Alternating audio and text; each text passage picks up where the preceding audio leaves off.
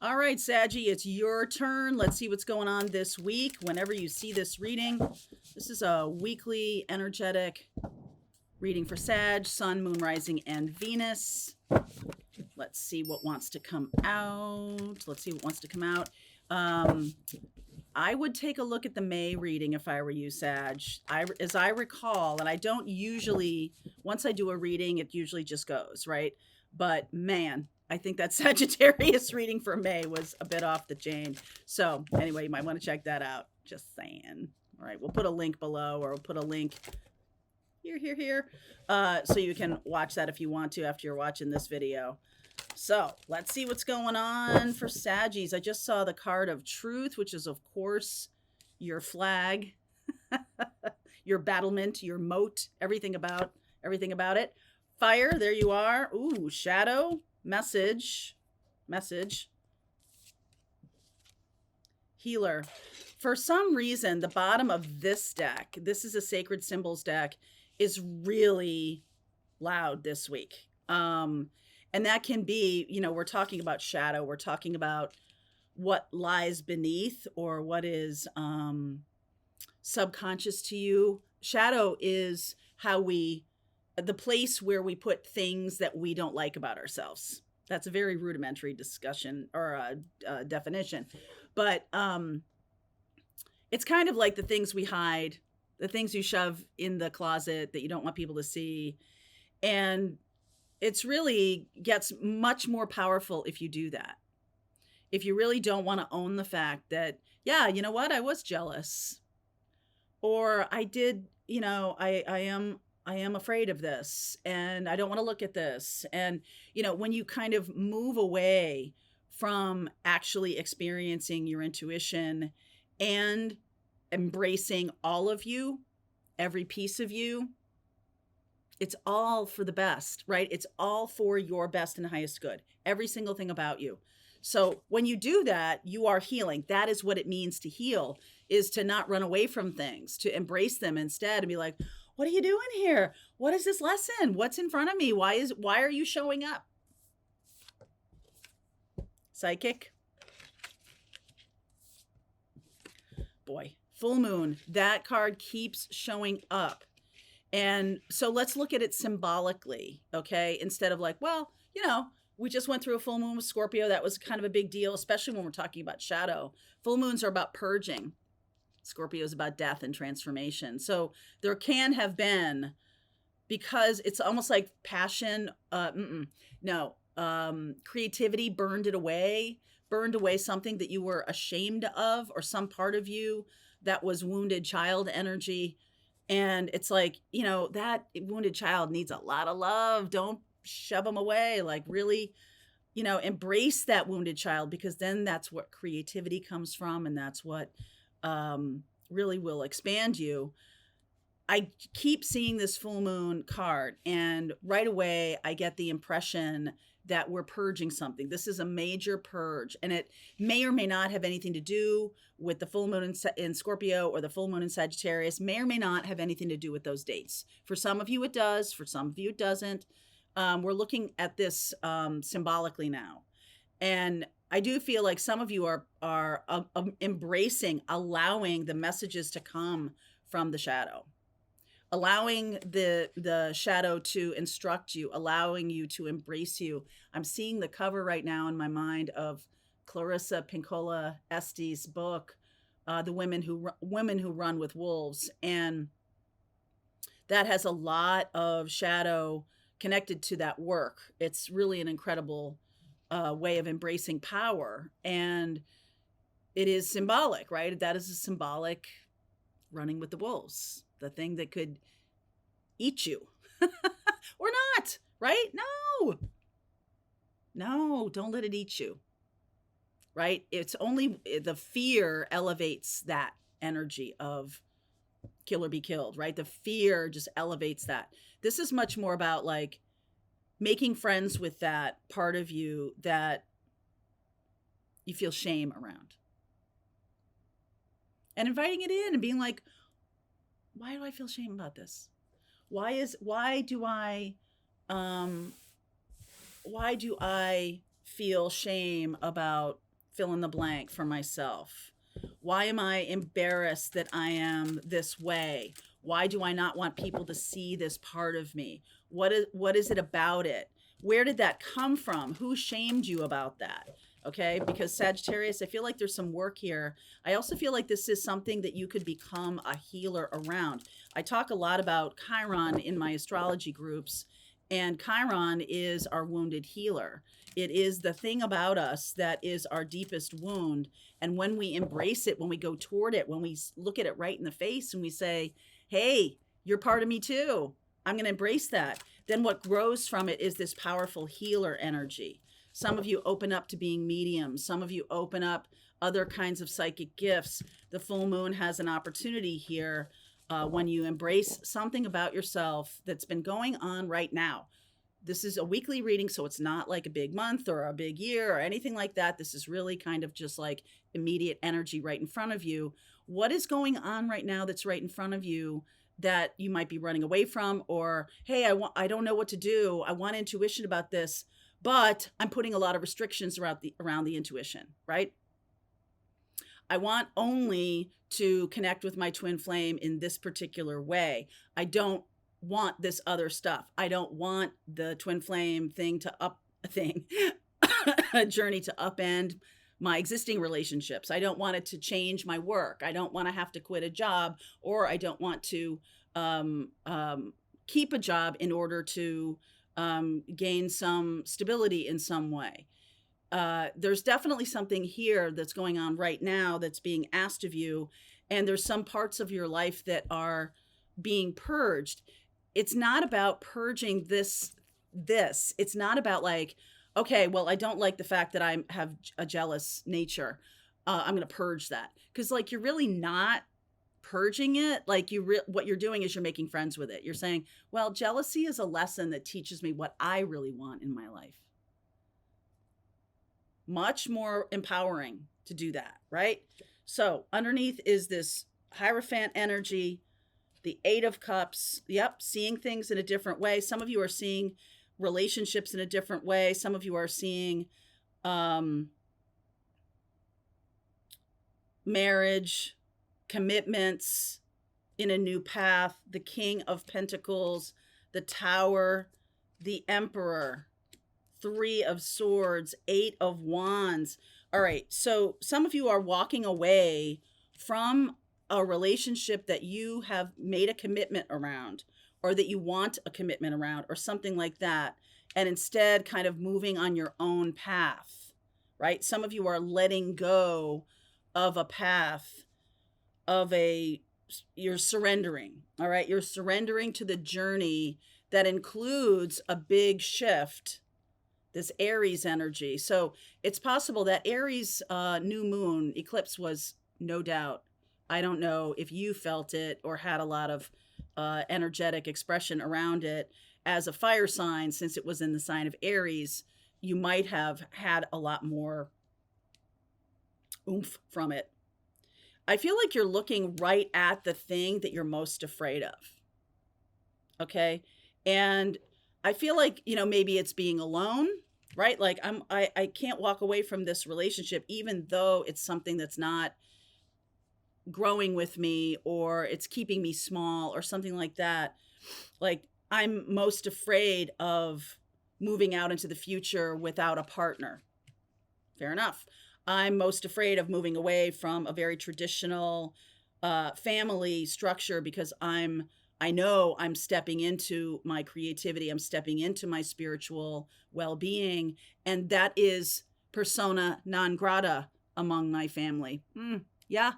Right? So it's sort of like, what we do as children to keep ourselves, to get love, are the things that can develop into shadow. And I feel like Ohado and maybe Carolyn Mace calls them fire-breathing dragons. If you shove something in a closet and allow it to fester and get riled and angry and all these other things, it's gonna run your life. So it's kind of better to look it right in the face and say, okay, what is the thing I'm most afraid of here?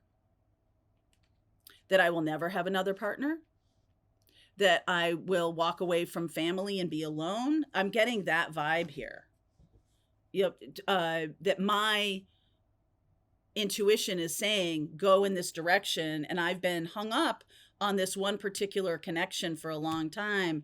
It's now time for me to kind of blow that up and say, you know what, universe, I am no longer putting conditions on my intuition about this particular person.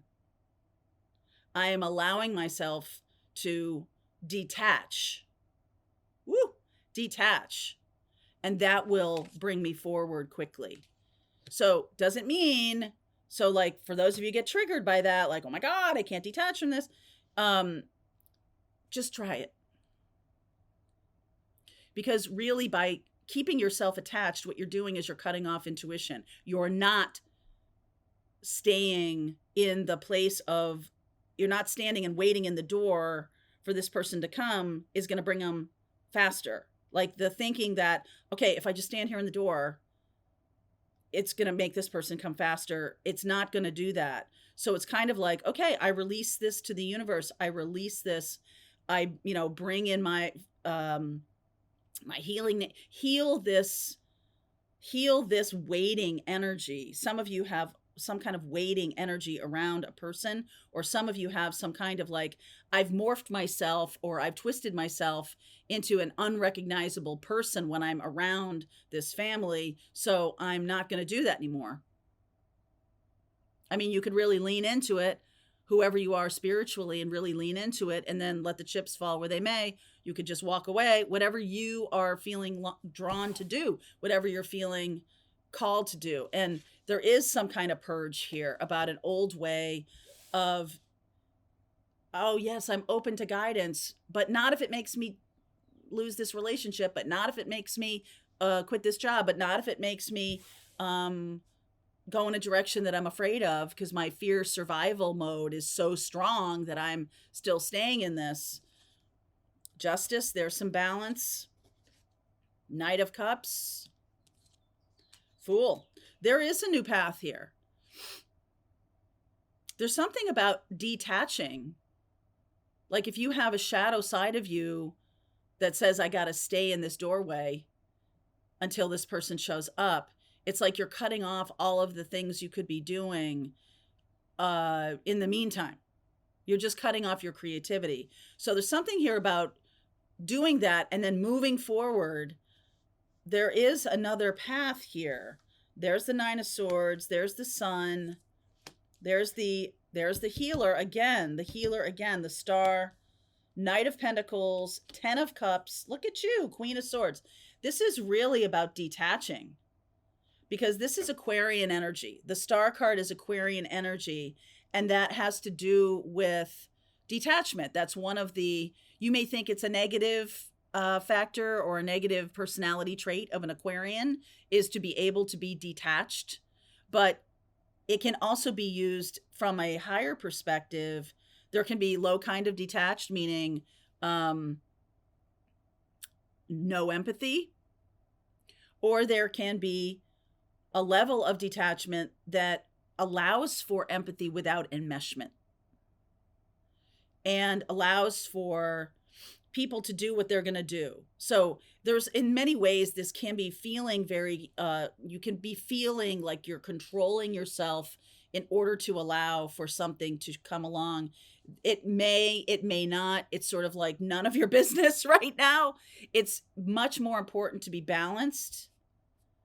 And I know that once you detach from this person could be a Capricorn, Taurus, Virgo, someone who is shifting their life, but it's like you've got to also shift your life. Becoming detached will assist with this person becoming detached. And the moment I say that, I'm like, shut up, Mary Jo. I don't want you to I don't want to say to you, hey, it's about you detaching so they'll detach from this other situation. Because that's not the reason to do it. They still have free will.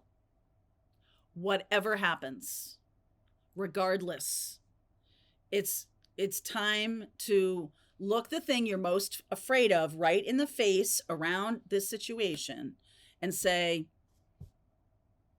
come what may, I'm going to embrace every part of me, my shadow, my sunshiny personality, whatever's going on, whatever I have used to keep myself small. I'm going to look at that and say, why am I keeping myself small? What love am I getting? What approval am I gaining by not being fully myself? Warts and all. What am I gaining? I feel like some of you, if you really sit and think about that, or sit and meditate, sit and allow, right? Instead of engaging your thinking brain, try something else. Just sit and allow, sit in the backyard, listen to the birds, watch a fire crackle, do something that kind of just be in the moment, right? And just detach from things, move on from things, and just see how it goes. Because I'm feeling like this reading is saying, okay, you might have some anxiety about this. That's no question in my mind that there may be some monkey mind. When I said there's no question in my mind, I just got this image of monkey mind of like, if I stay connected, if I stay attached, if I stay, then this person will come. And I just feel like that needs to be healed. That is the thing that this person is showing you. That is the thing. By staying away, they're waiting for you to go, oh yeah, I'm too attached to this. I got to detach from that. That's the lesson. Wow. So this Knight of Cups and the Fool, this is a brand new path. Six of Pentacles, Seven of Cups, Four of Wands, Nine of Cups. What this brings in by doing this detachment thing, I feel like there's something taking up too much real estate. Okay.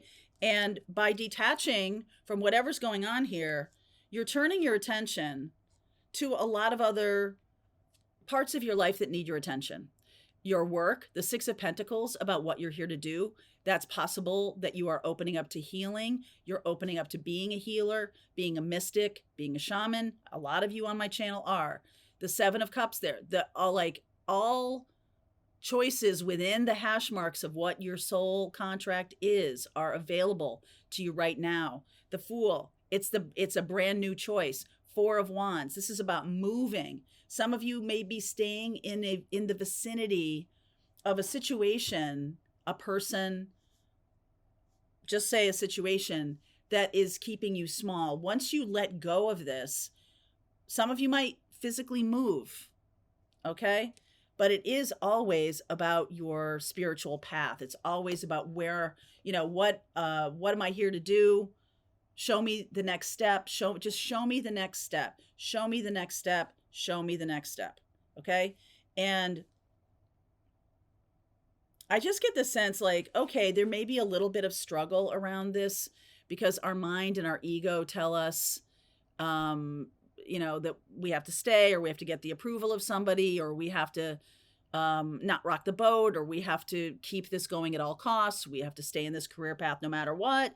Like whatever it is, I feel like once you decide to like allow yourself to really open up to guidance, you're not putting so many conditions on it. That means you're going to get guidance. You get to choose what to do with it, but at least you're getting it instead of blocking it. By saying, I don't want guidance, only want the guidance that I want, the universe is like, really? And that's when you feel like, okay, my guidance has dried up. My intuition's not working anymore. The universe is like, I don't know what to tell you. But if you open up and say, all right, what's my next step? That allows you to co-create with the universe because you're no longer putting restrictions on it. What's my next step? And I just love this down here, that this Knight of Pentacles is very Virgo energy. It is about step by step. Ten of Cups. Yes, this is what I'm aligning with. I'm aligning with the Sun. I'm aligning with the Fool, the Star, the healing energy. I'm aligning with what is expanding me as opposed to what is contracting me. I'm aligned with that. And then the Queen of Swords. It's not about seeing the future and running away from fate or destiny, running away. Oh my God. Like, that's not really what tarot does. That's not really what intuition does. It's basically saying, this is for your best and highest good. This, according to your soul contract, is for your best and highest good. So if you're trying to use intuition or guidance to stop things or block things or fear-based decisions, you're going to get this guidance is going to slow down to a trickle. And then you may feel like it disappears. Okay, that's what can happen. And so being available to the universe is something very powerful, because you will then co-create with the universe. You're saying to the universe, all right, you and me, God, you and me, universe, you and me, source, because then the guidance will open up. Let's see what this Queen of Swords is saying to us right now.